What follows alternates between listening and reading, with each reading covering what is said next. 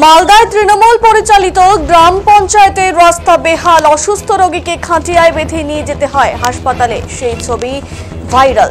উন্নয়নের পথে তৃণমূল পরিচালিত গ্রাম পঞ্চায়েতের রাস্তা বেহাল, অসুস্থ রোগীকে খাটিয়ায় বেঁধে নিয়ে যেতে হয় হাসপাতাল ও হাসপাতাল থেকে ফেরত আনতেও হয় একই পদ্ধতিতে।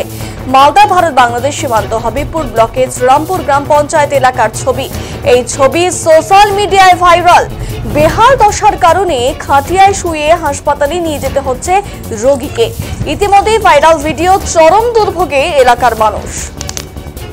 মালদার বাংলাদেশ সীমান্তবর্তী হবিবপুর ব্লকের শ্রীরামপুর গ্রাম পঞ্চায়েতের রঞ্জিতপুর গ্রাম। স্বাধীনতার পর থেকেই একই ছবি। মানুষ অসুস্থ হয়ে গেলে তাকে এইভাবেই কাঁধে করে নিয়ে যেতে হয়, বিশেষ করে বর্ষাকালে। গর্ভবতী মায়েরা গর্ভধারণ অবস্থায় সন্তান প্রসবের 3 মাস আগে গ্রাম ছেড়ে অন্য জায়গায় চলে যায়।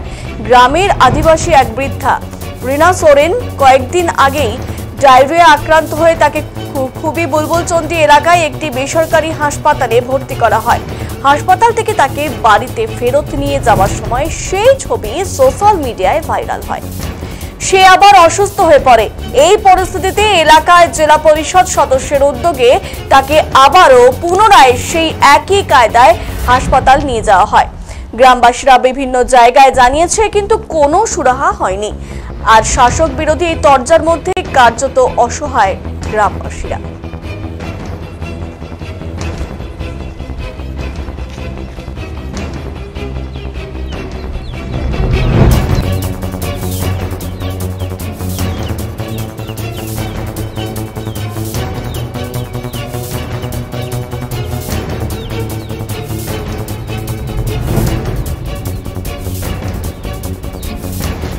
এখানে আমাদের যে পরিস্থিতি, সব দিক থেকে আমরা সমস্যায় সম্মুখীন। আমাদের রাস্তাটাই হচ্ছে মেন। আমাদের স্টুডেন্ট বলো, শিক্ষার্থীরা শিক্ষাক্ষেত্রে যেতে পারছে না। সেই স্টুডেন্টরা আমাদের ভবিষ্যৎ, তারা সেই ভবিষ্যৎ থেকে অন্ধকার হয়ে যাচ্ছে। মানুষ অসুস্থ হয়ে গেলে কি করেন? আমাদের যদি মানুষ অসুস্থ হয়ে যায়, আমরা খাটিয়াতে করে আমরা হসপিটাল রাস্তা নিয়ে যাই। আমাদের এখান থেকে শ্রীরামপুর অবধি, আবার এখান থেকে চাঁদপুর অবধি আমাদের রাস্তা খারাপ। কোনো মহিলা অসুস্থ হয়ে গেলে কি করেন? কোনো মহিলা অসুস্থ হলে তাকে খাটিয়াতে করে আমরা নিজের ব্যবস্থা করি। কালকে যে পেশেন্টটা আমরা খাটিয়াতে করে নিয়ে এসেছি, ওকে তো নিয়ে এসেছি কোনো রকমের বাড়ি, এখন মৃত্যুর সঙ্গে লড়াই করছে। এখনও 4-5টা পেশেন্ট আমাদের গ্রামে আছে বর্তমান। রাস্তা খারাপের জন্য নিয়ে যেতে পারছি না। আমার নিজস্ব বউ এখনো প্রেগনেন্ট, তাকে রাস্তা খারাপের জন্য নিতে পারছি না। কতগুলি গ্রাম খারাপ হয়ে আছে? এখানে আমাদের ধরে নাও রঞ্জিতপুর এবি, অর্থাৎ রঞ্জিতপুর 2টা গ্রাম, প্রসাদপুর, পেট্রোলগড়, এখানে আমরা 3-4টা গ্রাম রাস্তা অবস্থার জন্য আমরা সেই সুস্থভাবে জীবনযাপন করতে পারছি না। কি অবস্থা যাতায়াত করে? রাস্তা আছে আপনাদের এখানে? নাই না, কিছু না। রাস্তা নাই, ওই ধারেও নাই, এই ধারেও নাই। লাইন ধারেও যেতে পারবো না, বিএসএফ তো যেতে দিবে না। ভোটের সময় সব নেতা আসবে, এই দিদি আমাকে দে, আমার রাস্তা নাই। হ্যাঁ দিয়ে দিব, রাস্তা করে দিব। জল নাই, জলও দিব, সব দিব। কাজের হচ্ছে না কিছু। হ্যাঁ, কি উপায় করবো দাদা? এখন মানুষ অসুস্থ হয়ে গেলে কি করেন? ওই তো খাটিয়াতে করে নিয়ে যায়। আর মহিলারা যখন বাচ্চা হবে, প্রেগনেন্ট হয়ে যায়, তখন ওইটাও খাটিয়াতে করে নিয়ে যায়। এতে তো মানুষ মরে যেতে পারে। মরে যাবে তো, মরে যাচ্ছে তো। এটা কাল পরশু নিয়ে গেছে খাটিয়াতে।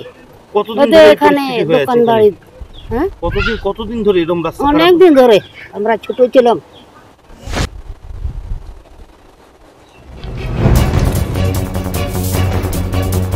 ওই এলাকার বিধায়ক, সাংসদ, জেলা পরিষদ সদস্য সবাই রয়েছে বিজেপি। তার কোনো কাজ করেনি বলে এই পরিস্থিতির সৃষ্টি হয়েছে, দাবি জেলা তৃণমূলের মুখপাত্র আশিস কুন্ডু।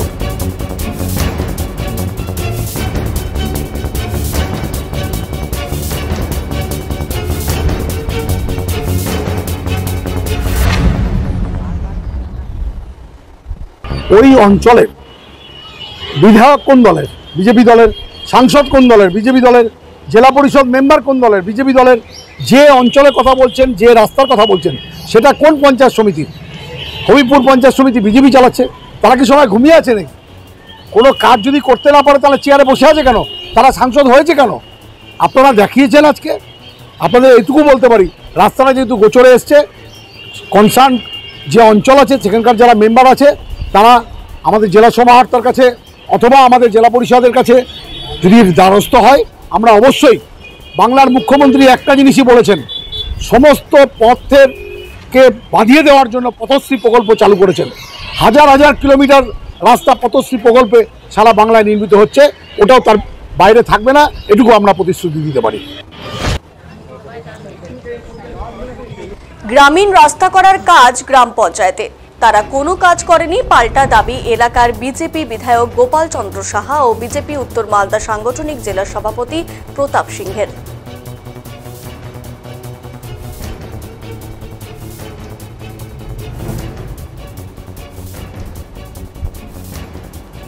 যোগাযোগের যে মাধ্যম রাস্তা, সেটাই যদি বেহাল অবস্থায় থাকে, মানুষ যাতায়াত করবে কোথা দিয়ে? আমার কাছে খবর এলো যে ওখানে প্রসূতি মা, প্রসূতি যাবে হসপিটালে, যাবে কিসে? রাস্তার খুব খারাপ অবস্থা। এগিয়ে বাংলার সরকার, তার নজির বাংলায় কেন্দ্রীয় প্রকল্প আছে প্রধানমন্ত্রী গ্রাম সড়ক যোজনা, কিন্তু প্রধানমন্ত্রী গ্রাম সড়ক যোজনায় গ্রামের কাঁচা রাস্তা পাকা হওয়ার কথা, কিন্তু কেন্দ্রীয় কোনো প্রকল্প, শুধু প্রধানমন্ত্রী গ্রাম সড়ক যোজনা নয়, কেন্দ্রীয় কোনো প্রকল্প আমাদের এখানে এক্সিকিউশন হচ্ছে না। তো সেই জন্য রাস্তার অবস্থা খারাপ। এমএলএ কোটাতে আমরা বছরে কত টাকা পাই? আগে 60 লাখ ছিল, 10 লাখ বেড়েছে 70 লাখ। 70 লাখ 1 কিলোমিটার রাস্তা করতে, কংক্রিট রাস্তা করতে কত টাকা লাগে? প্রায় 80 লাখ টাকা। আমার 10টা গ্রাম পঞ্চায়েত, একটা পৌরসভা আছে, ওই টাকাতে কিছু হয় না। যেখানে কেন্দ্রীয় প্রকল্প আছে প্রধানমন্ত্রী গ্রাম সড়ক যোজনা, এই সড়ক যোজনার মাধ্যমে তো রাজ্য সরকার যদি প্রস্তাব দেয় তবেই সেটা সম্ভব। এমএলএ এমপি প্রস্তাব দিলে সেই কেন্দ্রীয় সরকার রাজ্য এক্সিকিউশন করতে পারবে না।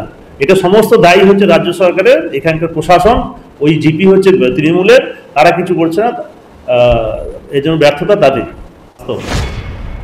বারবার করে আমরা বিডিও সাহেবের কাছে আবেদন করেছি, ডিএম সাহেবের কাছে আবেদন করেছি, ওনারা বারবার করে বলছে পথশ্রী প্রকল্পের রাস্তা নাকি ধরবে। তো পথশ্রী প্রকল্পের রাস্তা এখানকার তৃণমূল পরিচালিত গ্রাম পঞ্চায়েত, এখানে বলছে যে ছোট রাস্তা হবে না, তাহলে পথশ্রী প্রকল্পের আন্ডারে হবে। পথশ্রী প্রকল্পের আন্ডারে আজকে মানে জবে থেকে জিতেছি তার আগে থেকে শুনছি পথশ্রী প্রকল্প হবে, পথশ্রী প্রকল্প হবে। বারবার করছে ডিএম সাহেবের কাছে আবেদন করছি, বিডিও সাহেবের কাছে আবেদন করছি, কিন্তু তারা রাস্তা করছে না, ধরছে না। এইভাবেই তো বঞ্চিত করে রাখা হয়েছে এখানকার এলাকার আদিবাসী সমাজের মানুষদেরকে। বারবার করে আমরা বিডিও সাহেবের কাছে আবেদন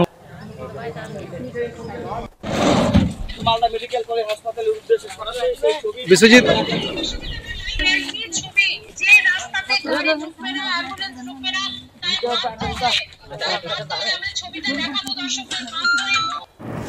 প্রথমত হচ্ছে যে গ্রামীণ রাস্তা গ্রাম পঞ্চায়েত করে, তো গ্রামীণ রাস্তা গ্রাম পঞ্চায়েত করার যে বিষয় আছে সেটা পঞ্চায়েতে, ওখানে শাসক দলের প্রধান আছে তৃণমূল কংগ্রেসে, তো তারা এই বিষয়ে কোনো রকম উদ্যোগ নিচ্ছে না।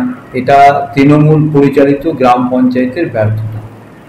সরকারে তৃণমূল কংগ্রেস আছে, একটা আদিবাসী অধ্যুষিত এলাকায় একটা প্রসূতি মাকে বাচ্চা প্রসবের জন্য 2 মাস 3 মাস আগে তার নিজের বাপের বাড়ি থেকে আশ্রয় নিতে হচ্ছে। আজকের বর্তমান এখনকার এই প্রজন্ম নিতে হচ্ছে, এটা আমাদের কাছে দুর্ভাগ্য।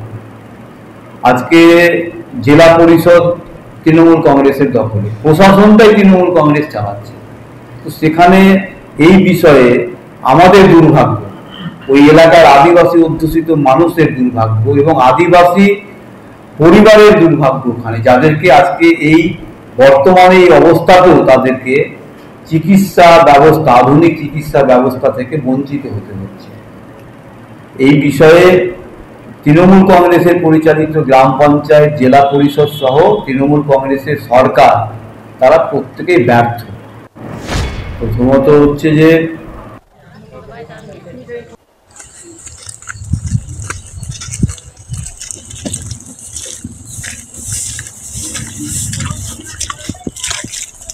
Tem nada,